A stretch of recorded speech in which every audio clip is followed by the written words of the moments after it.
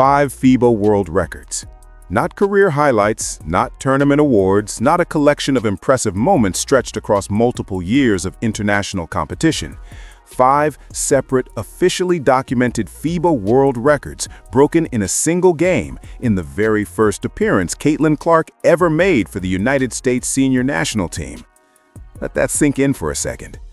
Most players spend years working their way up through youth programs, development squads, and qualifying tournaments before they even get close to sniffing a senior national team roster. The ones who do make it typically need time to adjust. New systems, new teammates, different defensive schemes, the weight of representing an entire country on the biggest stage in international women's basketball. There is always a transition. There is always a period where even the most talented player in the room has to find their footing. Clark did not find her footing. She broke the floor. And the response from the head coaching staff of Team USA? Pull her off the ball, shuffle the rotation, tell every reporter who walked up to the podium that this is a team sport, that everyone on this roster is a professional, and that shared minutes and distributed touches are what builds a winning program. What you are about to read is the story of how that philosophy fell apart, slowly at first, then all at once. It is the story of a coaching staff that looked at historically documented evidence and chose ideology instead. It is the story of a player who never once went public with frustration, never dropped a passive-aggressive comment, never let the cameras catch anything other than professionalism, while the footage of what she was capable of told a completely different story with every single possession. And most importantly, it is the story of the interim coach who walked into a building mid-tournament, looked at all the same information everyone else had been looking at, and made one decision that produced a 55-point margin of victory, and then stood at a podium in front of every major media credential in the building and told the room exactly what had gone wrong before him. This is not speculation. This is not a narrative assembled from social media reactions and hot takes. This is what actually happened inside Team USA's FIBA qualifying campaign, what it means for the sport right now, and why the ripple effects of everything that unfolded in that tournament are still moving through women's basketball at every level. Let's get into it. When Caitlin Clark stepped onto the floor for Team USA against Senegal, the conversation leading into the game was already complicated. There were people who believed she had been overlooked and underutilized by USA basketball for too long. There were people on the other side who argued that the senior national team program operated on a different standard, that roster decisions were made on the basis of international experience and proven track records at the elite level, and that Clark still had something to prove before the organization handed her the keys.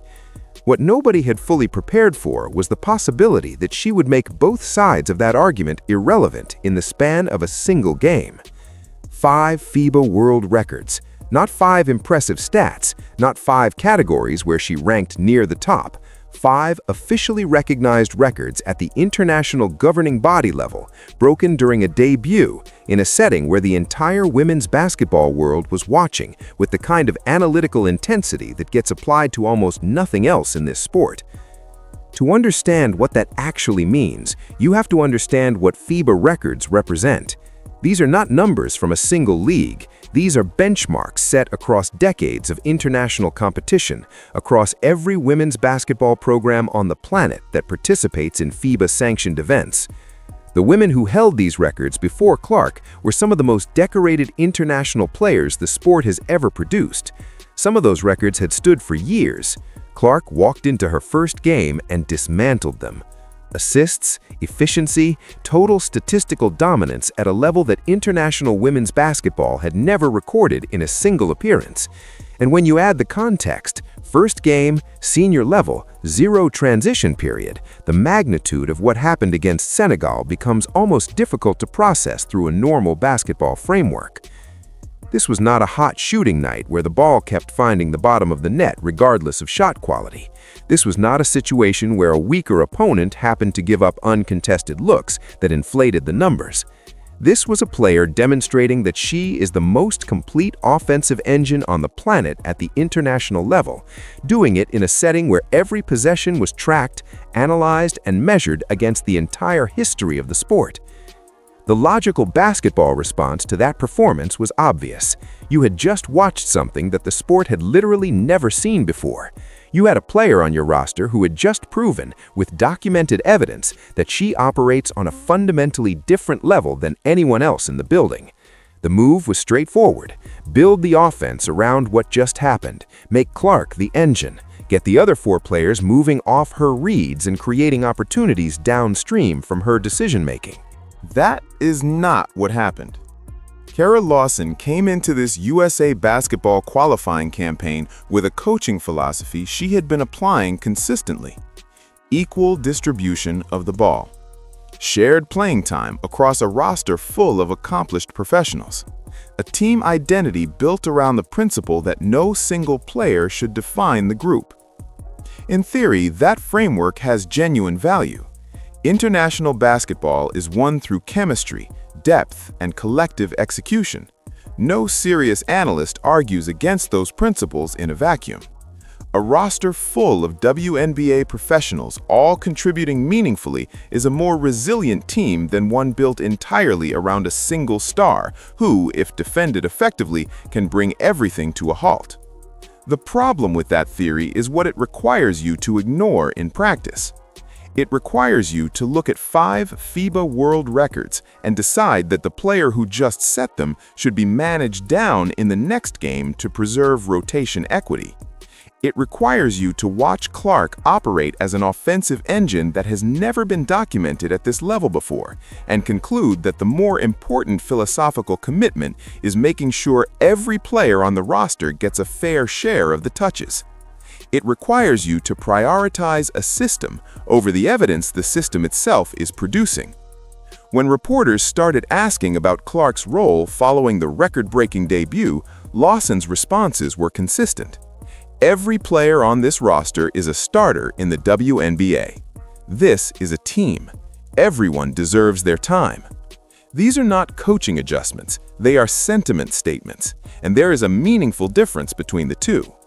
A coaching adjustment addresses what is happening on the floor and why. It explains what specific defensive scheme the opponent is presenting, how Clark's role shifts in response, and what tactical decision shapes the rotation. A sentiment statement tells you how the coaching staff feels about fairness, about team culture, about the collective spirit of a shared endeavor. When the gap between sentiment and scoreboard becomes visible enough for the casual fan to spot it in real time, the conversation is no longer about philosophy, it is about results. The moment that crystallized everything for people watching at home came when a reporter asked Lawson a direct question about Clark's role in the offense. No ambiguity, no room to dodge. And Lawson did not answer it. She acknowledged the question, pivoted into team philosophy language, praised the collective willingness of the roster to sacrifice individual stats for a shared goal, and moved on to the next question. If you watched that press conference back-to-back with Clark's Senegal game footage, the disconnect was almost uncomfortable to sit with. The reporter asked about one specific player. Lawson talked about everyone on the roster. That kind of press conference answer does not happen by accident. It is a deliberate choice to not engage with the specifics of what was asked. And when that choice is made consistently across multiple media appearances, in the wake of historically documented evidence on the other side of the equation, it stops looking like a communication style and starts looking like a position. Here is the part of this story that most mainstream coverage glossed over entirely. And without it, you are missing the full picture of what this conflict actually represents. Sitting on that same coaching staff, working in that same building, preparing for those same games was Stephanie White, the head coach of the Indiana Fever, Caitlin Clark's professional head coach. The same Stephanie White who across the 2025 WNBA regular season ran an offensive system that frequently moved Clark off the ball, reduced her pick-and-roll initiations, and structured possessions around a more deliberate, committee-oriented approach. Think about what that alignment actually means in practice. You had two coaches, one running Team USA's qualifying campaign, one running Clark's WNBA franchise, both operating from the same foundational philosophy. both apparently more comfortable when Clark was doing less. Both on the same staff, in the same building, implementing the same limiting framework on the most marketable and statistically productive player in the sport at the exact same moment. That is not a coincidence. That is not two separate coaches independently arriving at the same stylistic preference through completely different reasoning processes. That is a shared worldview applied simultaneously at two different levels of the same player's career by two people who were working together. When the most engaged section of the fan base started calling this the anti-Caitlin Clark plan, they were not reacting emotionally. They were identifying a documented pattern that was producing measurable, visible results, and not in a positive direction. The numbers were not ambiguous. The game footage was not open to interpretation. The pattern was there for anyone willing to look at it honestly. The question that started circulating everywhere, on basketball podcasts, across fan communities, in serious analytical spaces, was not whether this pattern existed. It clearly did. The question was whether it was intentional, whether it was a genuine strategic philosophy that both coaches believed in, or whether something more complicated was shaping the decisions being made around Clark at every level simultaneously. That question did not have a clean answer, and in the absence of a clean answer, the footage kept doing what footage does. It kept showing exactly what was happening every time Clark was given the freedom to run, and exactly what happened every time that freedom was taken away. Numbers in sports can be manipulated. Anyone who has spent real time analyzing basketball understands that context matters, that efficiency stats without possessions context are incomplete, that team numbers can reflect systems as much as individual talent. Serious analysis requires more than surface-level stat reading. With that fully acknowledged, what happened in this qualifying tournament did not require sophisticated manipulation to understand. It was visible to the naked eye. In the stretches where Clark was running the offense, leading transition, pushing pace, initiating from the pick and roll, distributing from the top of the key, Team USA looked like the powerhouse program they were supposed to be. Assists elevated, open shots materialized in rhythm, not through desperation at the end of a stagnant possession. Players who operate best in motion, best when their decisions are being made off a primary initiator's reads, looked exactly like the WNBA professionals they are. The team moved with purpose and efficiency that matched their talent level on paper. In the stretches where Clark was managed off the ball or sat entirely, the offense became something recognizably different. Half-court possessions that ran out of ideas before the shot clock reached 10. Ball movement that stalled mid-possession because the reads were not coming from a central initiator. A roster full of elite athletes standing in spots waiting for something to happen that was not going to come from a distributed committee-based system. The contrast was not subtle. You did not need a statistical breakdown to feel it. You could watch for 30 seconds and understand what was missing. The Puerto Rico game was where this contrast became impossible to ignore. Zone defenses disrupted the offensive rhythm in ways that a pace and space, Clark-driven offense would have been specifically equipped to attack. Kickouts against the zone, quick passes that punished rotation gaps before the defense could recover, transition opportunities created by the aggression that Clark's game generates on its own. None of that was consistently available when the offense was running through a more measured, deliberate structure. After that game, Clark said something that anyone who had watched her career understood immediately. She said the team needed to play faster, that the ball needed to come out of the zone earlier, that pace was the answer to what the defense was presenting. She said it the way a professional says things when they are trying not to create a story. Measured words, neutral delivery, nothing that a headline writer could take out of context and turn into a direct criticism of the coaching staff. but anyone fluent in the language professional athletes use when they are diplomatically describing a situation that frustrates them.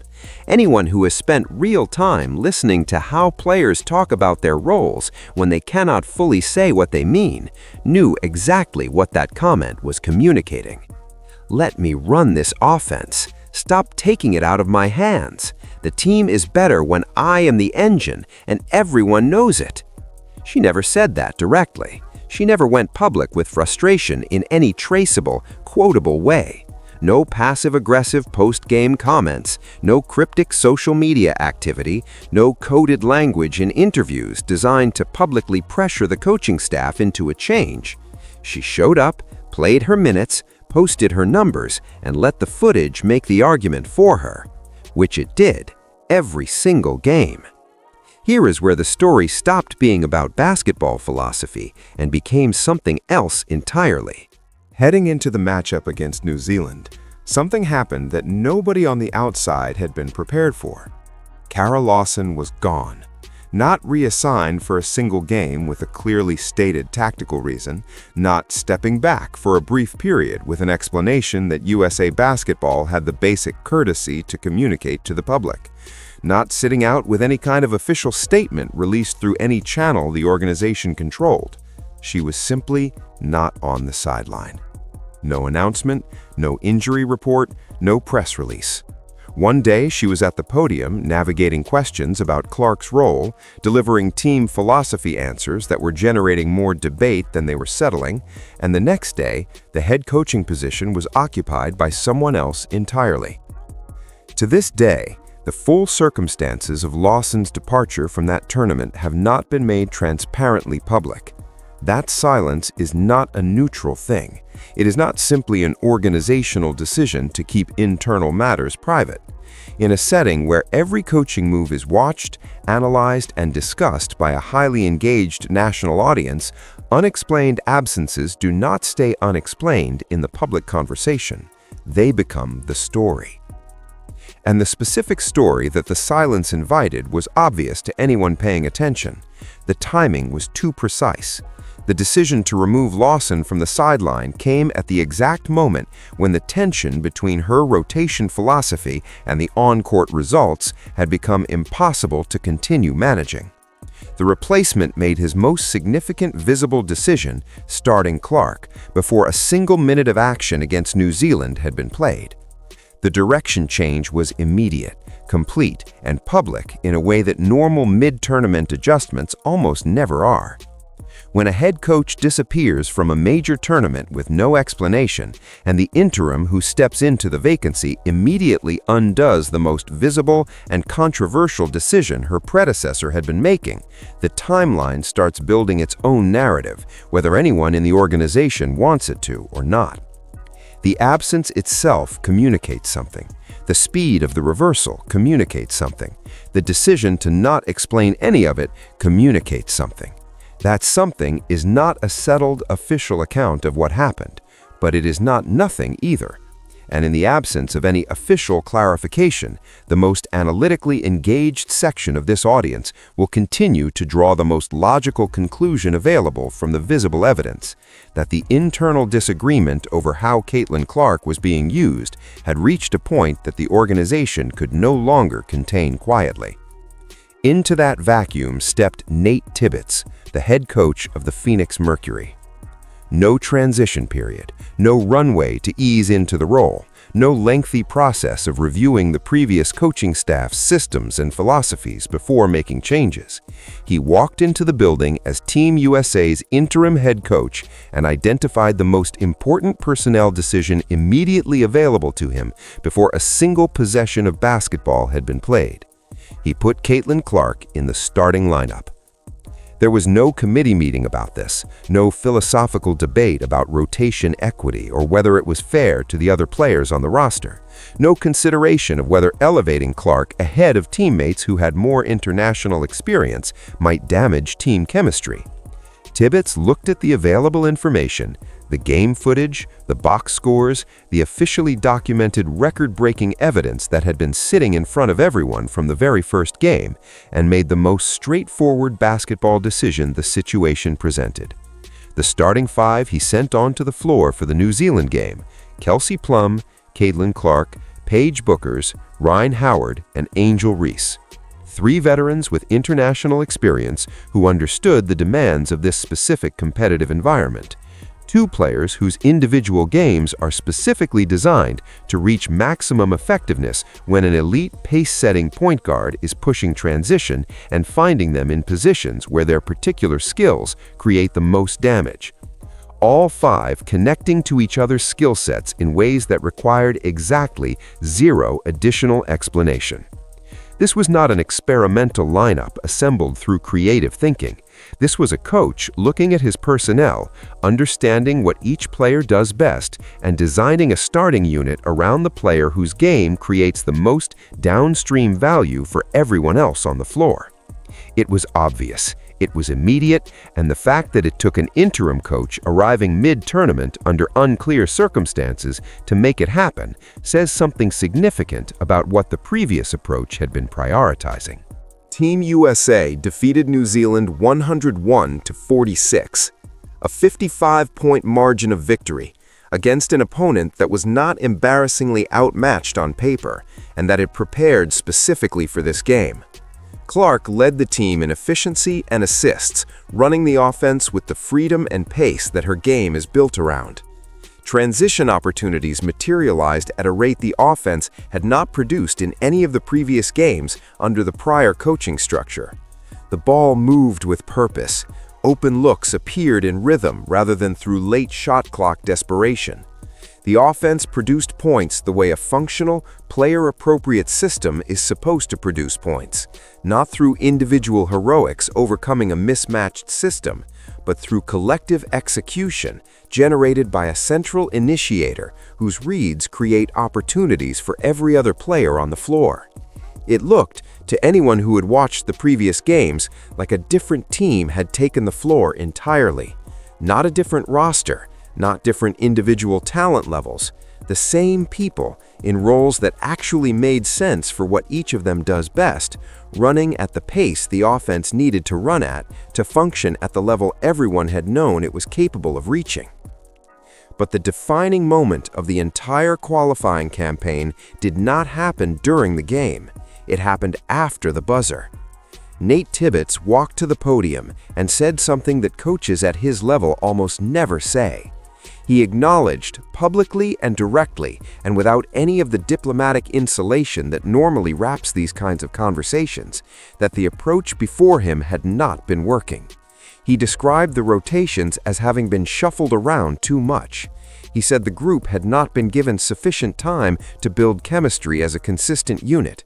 He praised the starting lineup: Clark, Plum, Bookers, Reese, and Howard by name, made clear that this combination represented the direction the team needed to build toward, and validated what each player in that group specifically contributed to the team's ability to function at this level.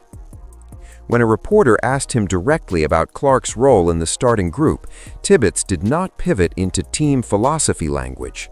He did not talk about collective sacrifice or how everyone on the roster deserves their time.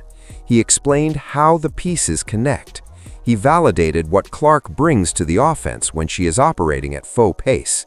He let the implication land without softening it or surrounding it with qualifications designed to protect everyone's feelings.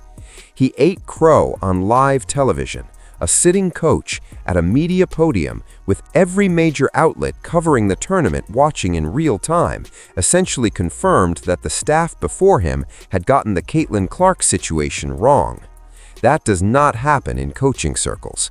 The unwritten rule across professional and international programs, a rule that is not written down anywhere but is understood by everyone who operates inside these systems, is that you protect the staff before you. You use language that leaves room for multiple interpretations. You say things like, "We are still working through different combinations," or "Every game presents its own unique challenges."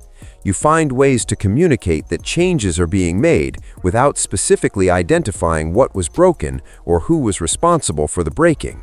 You do not stand in front of every major media credential in the building and effectively tell the room that your best player was being mismanaged. You do not name the lineup, Name the player, name the specific adjustments, and leave zero ambiguity about what the comparison between the previous approach and your approach actually represents. Tibbetts did it anyway. And the reason it spread across every corner of the basketball conversation within hours of the press conference is not simply that it was an honest statement.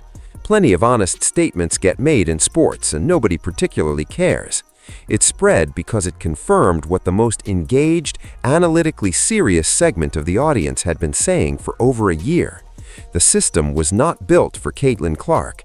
It was built around a philosophy that treated her as one piece of an equal puzzle, rather than as the engine the entire machine runs through. And the coaching community, which had largely watched this situation develop from a professional distance, now had an on-the-record statement from an interim head coach, a peer, saying exactly that. The significance of who said it cannot be understated. This was not a fan. This was not an analyst on a podcast. This was not a former player offering a hot take on social media. This was a sitting coach in an active professional and international capacity, with full understanding of what he was saying and to whom, making a direct public statement about the previous staff's approach to managing the best player on the roster. That kind of statement does not get walked back. It does not get softened in a follow-up interview. It is part of the permanent record now. And the permanent record is the thing that matters most when you are trying to understand what this moment actually represents for everyone involved. The data from this qualifying campaign is now fixed. It is documented, it is preserved in broadcast footage and box scores that anyone can access and analyze independently. When Clark is running the offense, setting the pace, initiating from pick and roll, threading passes that collapse an entire defensive structure before the rotation can recover, pushing transition at a speed that forces opponents to make defensive decisions before they are ready, Team USA functions at historically documented levels. The assists numbers, the efficiency numbers, the margin of victory, the pace and quality of the offense all reflect what a functional, properly structured program operating around its best player looks like. When the offense is restructured away from her, when the touches are redistributed, when the initiations are limited, when the pace is deliberately slowed to accommodate a more committee-based approach, the production drops in ways that are immediately visible to any informed observer. Not subtly lower, visibly, noticeably, significantly lower, in ways that affect the scoreboard in real time, and not just in the statistical aftermath.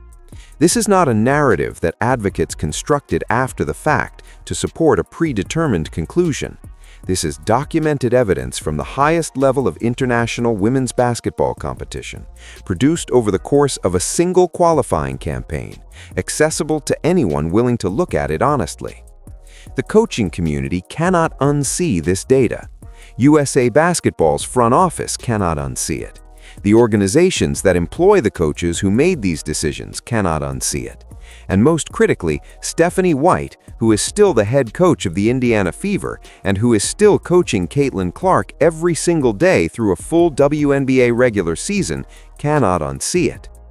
The question that now hangs over every decision being made around Clark at every level is whether this data changes anything in practice, whether the documented evidence of what she produces when operating at full capacity and the equally documented evidence of what happens when that capacity is managed down actually travels back into the professional ecosystems that generated the problem in the first place.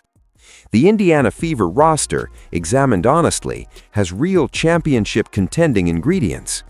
Aaliyah Boston established herself during the 2025 WNBA season as one of the league's most reliable interior anchors.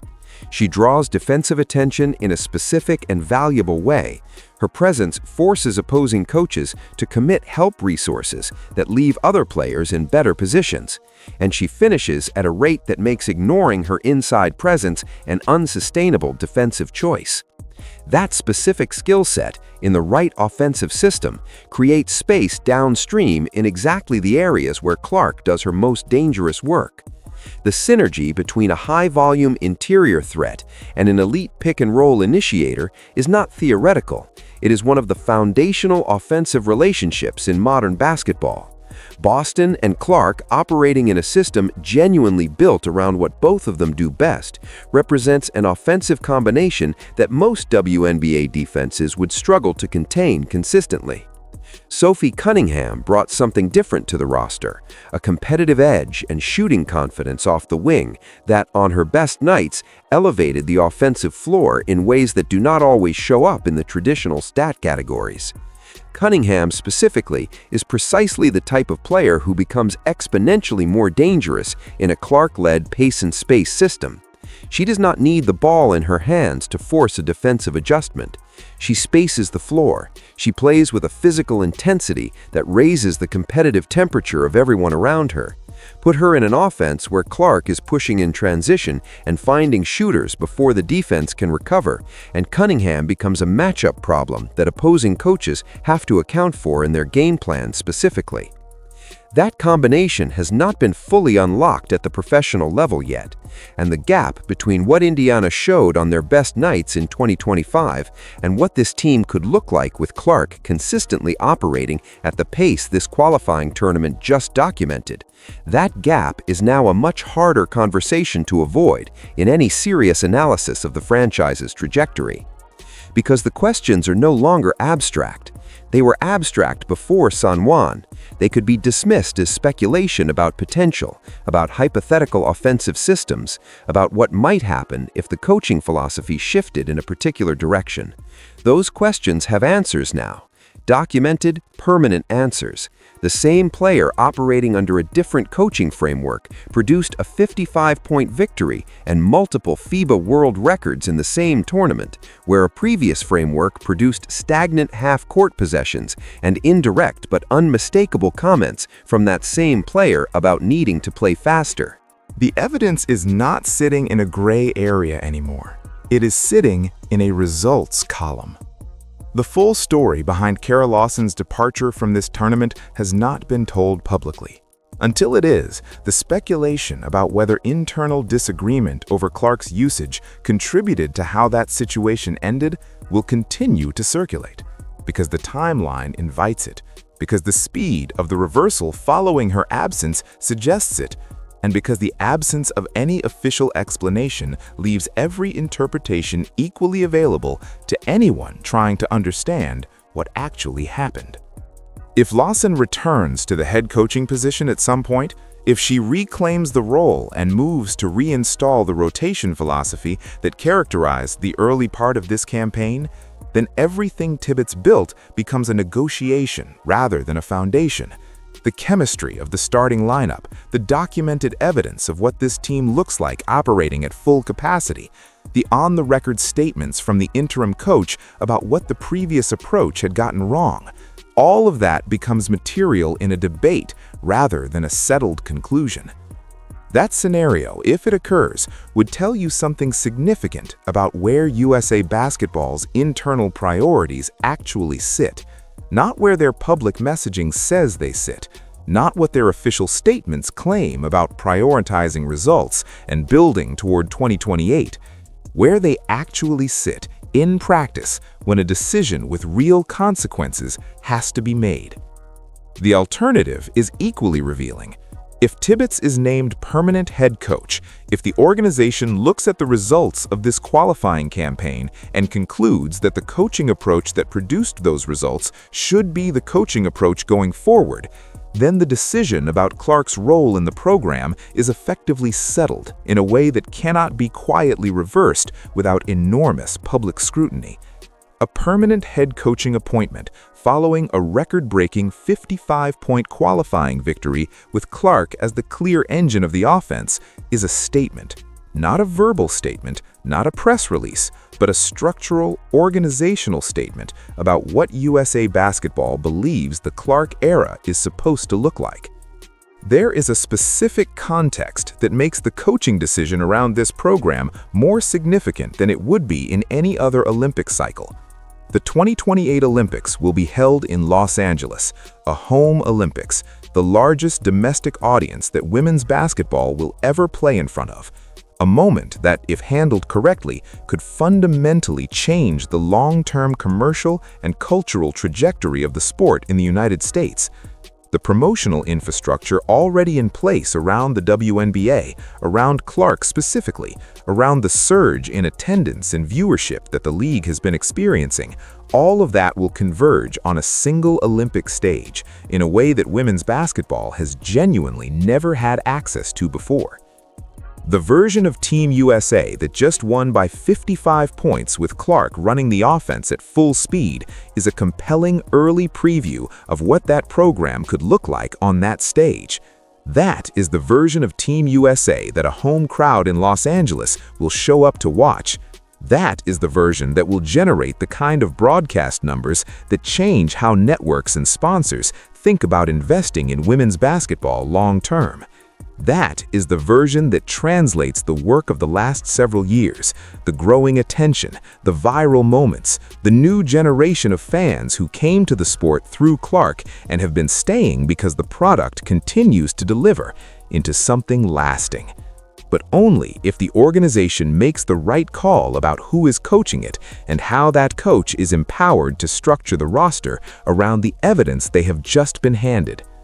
A repeat of the early portion of this qualifying campaign, equal distribution of touches, managed pace, philosophical team-first language delivered at press conferences while the scoreboard tells a different story, would not just be a missed opportunity in a basketball sense, it would be a missed opportunity at the single most consequential moment in the modern history of women's basketball.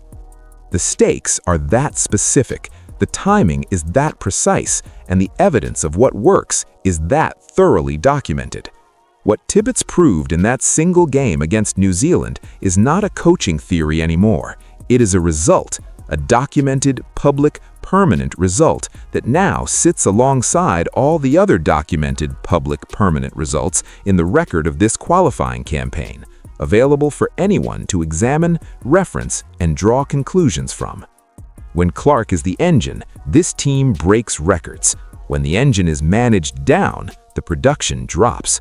The data does not bend around the philosophy. The philosophy is either responsive to the data or it is not, and in San Juan, it was not, until it was, because the coach who chose not to be responsive to it was no longer on the sideline.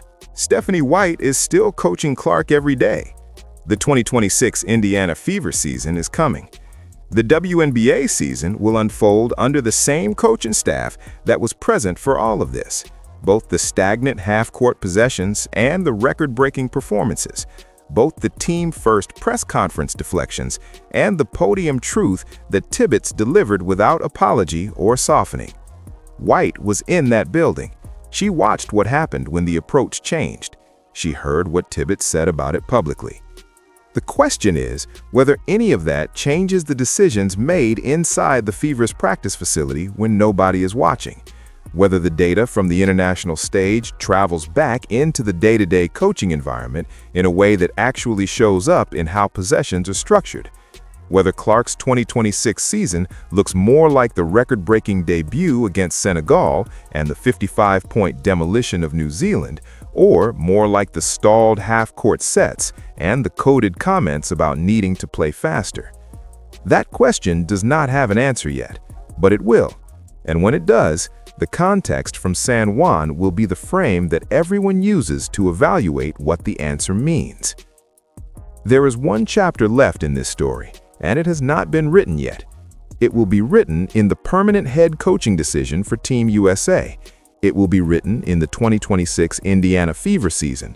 It will be written in whatever explanation, if any, eventually surfaces for why Cara Lawson was not on the sideline for the New Zealand game.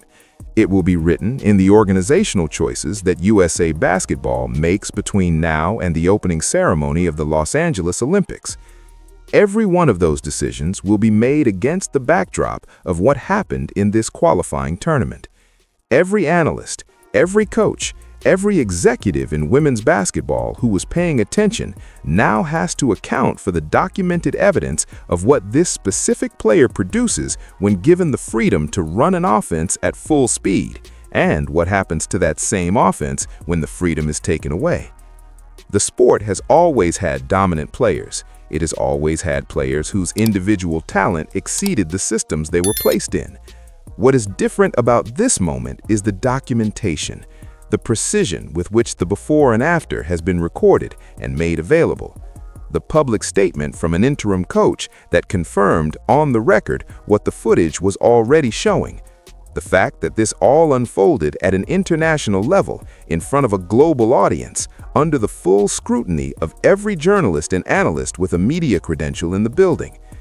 Narratives can be spun, talking points can be developed, philosophical frameworks can be deployed at press conferences to avoid engaging directly with uncomfortable questions.